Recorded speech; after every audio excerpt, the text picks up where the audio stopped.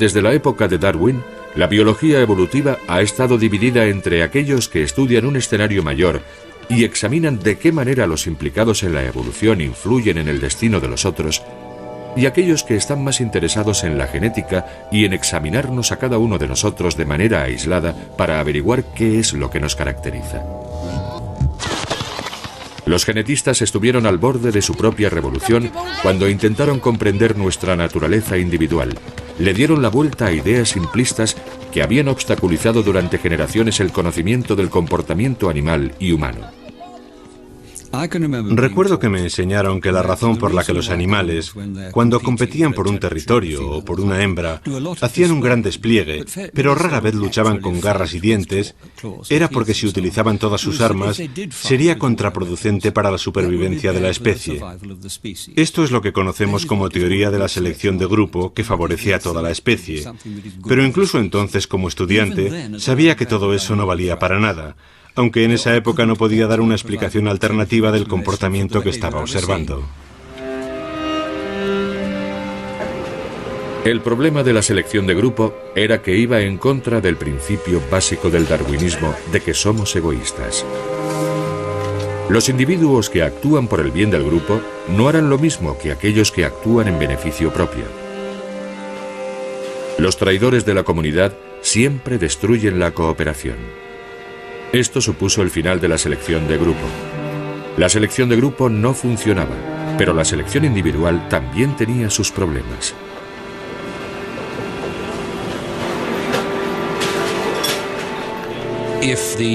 Si bien el pensamiento de Darwin nos hizo entender el egoísmo que vemos a nuestro alrededor, también creó un problema que no existía en el paradigma de la selección de grupo.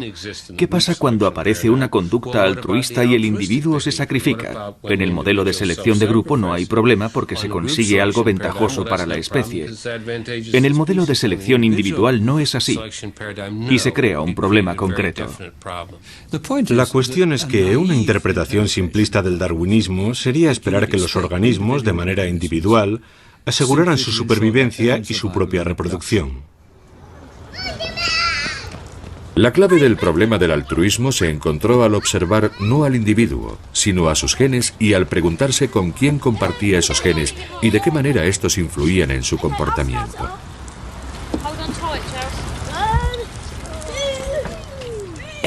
Todo el mundo sabe que los animales no solo luchan por sobrevivir, sino también por reproducirse.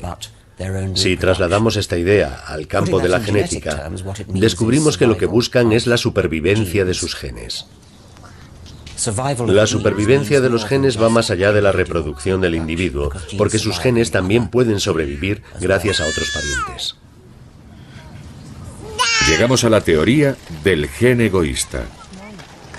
Los individuos no solo luchan para tener sus propios hijos, sino para que también los tengan sus hermanos, hermanas, sobrinos, primos o cualquiera con quien compartan herencia genética. Los genes egoístas son los que nos dan una razón evolutiva para cuidar de nuestra familia.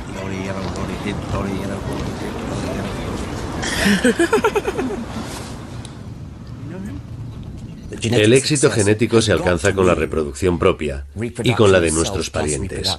Sin esto, el neodarwinismo no tendría sentido alguno.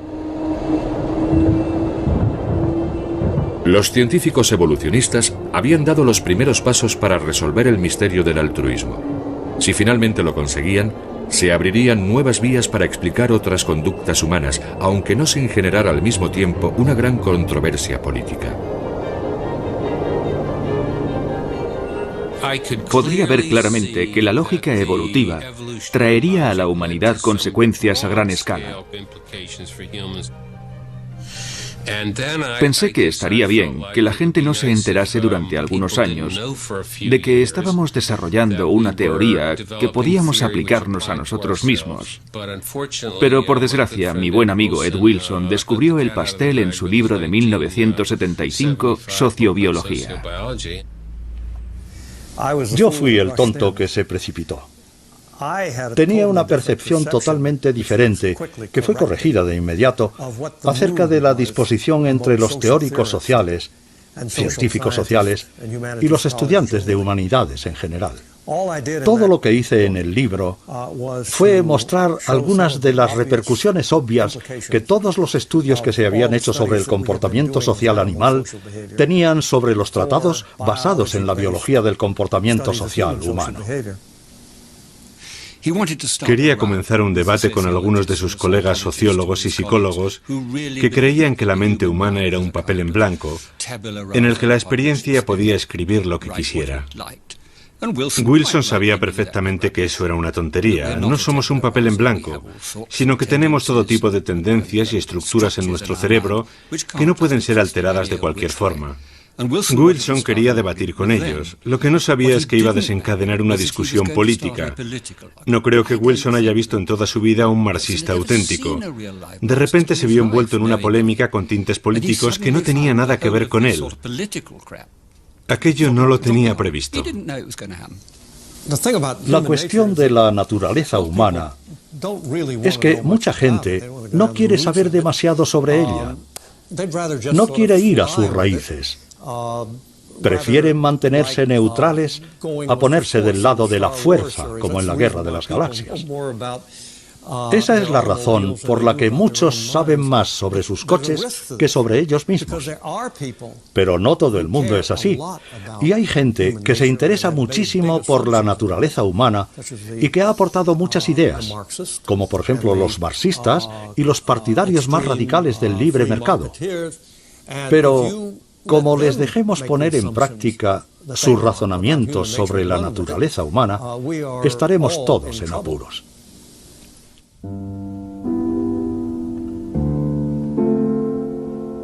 En su libro Sociobiología, el profesor Wilson le dio la vuelta a medio siglo de distinción entre comportamiento humano y evolución. Afirmaba en su primer capítulo que los mismos principios e instintos evolutivos que guiaban la conducta animal también subyacían en nuestro comportamiento, nuestros pensamientos e incluso en nuestra cultura. La pregunta era, ¿cómo? La diferencia fundamental entre la sociedad de las hormigas y la sociedad del hombre es que las hormigas están programadas prácticamente hasta la punta de sus antenas para ser parte de una colonia, para ser eslabones de una cadena. Esto es completamente diferente en el reino de los mamíferos. Ahí solo cuenta el individuo y los parientes cercanos del individuo por encima de la sociedad a la que pertenecen. Cuando antes hablábamos de los eugenistas, yo culpaba a Hitler de la excesiva mala fama de la eugenesia.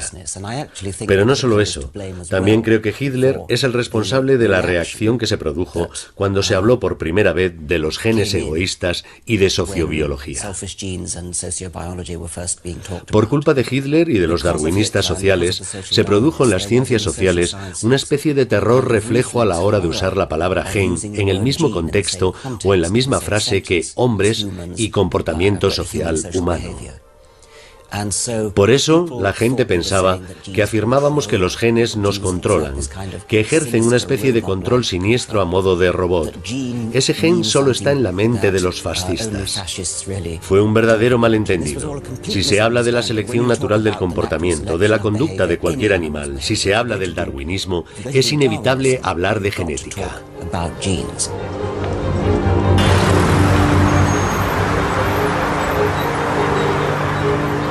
Wilson fue prudente al reconocer que, a diferencia de las hormigas, nosotros no estamos genéticamente programados y que disponemos de libre voluntad. Pero seguía despertando cierta preocupación porque, detrás de ese discurso sensato, se encontraba un desafío a la idea de que el hombre está gobernado por la cultura y no por los genes egoístas.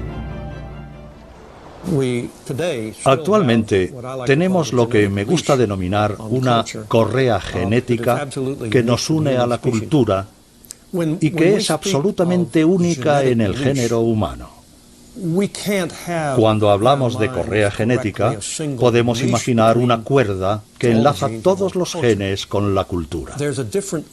Existe una unión diferente, un tipo de correa genética para cada categoría o subcategoría del comportamiento y varía enormemente de una a otra. Déjeme darle algunos ejemplos a este respecto. Las expresiones faciales. Una correa muy corta. La manera en que mostramos tristeza está determinada genéticamente en todos los humanos del mundo. Tristeza, alegría, sorpresa, etc. Hablamos del instinto del lenguaje, pero ¿a qué nos referimos? Podemos ver la evolución cultural creando una enorme colección de variantes entre las sociedades. En este caso, la correa es muy larga. Para comprender la conexión entre biología y cultura en cada categoría de la cognición y de la conducta del hombre, es muy importante tener un conocimiento de la naturaleza humana y de todas sus consecuencias. Bueno, no se puede dar marcha atrás cuando has hecho algo así, ¿verdad? En realidad yo creo que él tenía razón. No en lo que dijo en el primer capítulo de su libro, que en cierta manera era un poco tonto, sino en su insistencia en el hecho de que el hombre, al fin y al cabo, es también un animal. Quiero decir que evolucionamos por selección natural, como el resto de los animales, y que tenemos tendencias inherentes que nos hacen elegir una u otra cosa y pensar que somos seres abstractos cuyo entorno nos controla a placer. Él no quiso echarse atrás e hizo bien. Wilson demostró que el entorno moldeaba el comportamiento humano y que la sociobiología es la única que resuelve el problema de la cooperación entre parientes.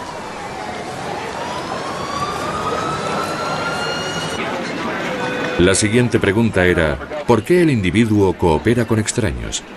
¿Puede evolucionar la cooperación social? ¿O es tan solo algo que la cultura impone a una naturaleza marcadamente egoísta?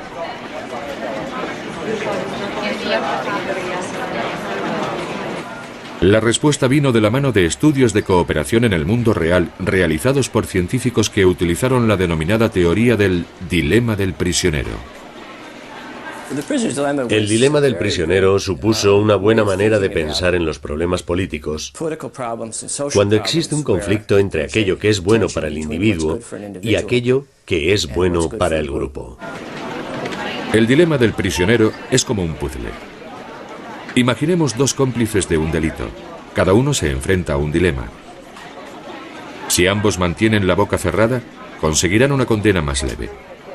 Sin embargo, cada uno tiene la tentación de culpar al otro para quedar libre. ¿Qué deberían hacer? ¿Cooperar o ir a lo suyo? Esto representa la forma más elemental de conflicto entre el bien común y el interés personal. Obviamente existen estrategias para lograr la cooperación en un mundo egoísta. ¿Cuáles son estas estrategias? Lo que no se sabía es qué estrategia debía utilizarse.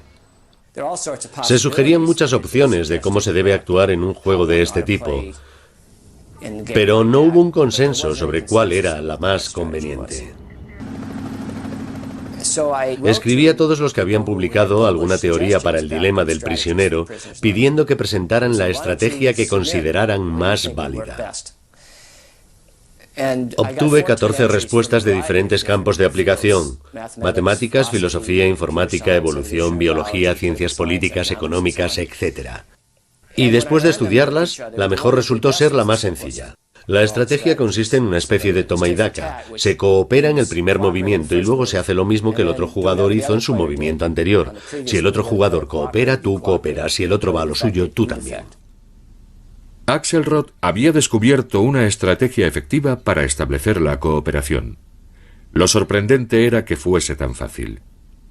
Si podíamos ser instintivamente egoístas, esta estrategia demostraba que también podíamos tener el sentido de cooperación inscrito en nuestros genes.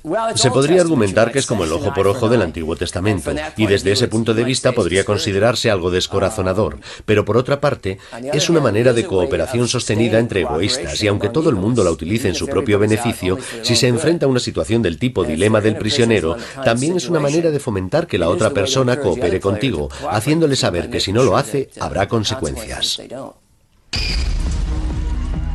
El descubrimiento de este aspecto cooperativo en la naturaleza humana ha originado una corriente de pensamiento que dice que si conocemos nuestra naturaleza, podremos construir una sociedad mejor.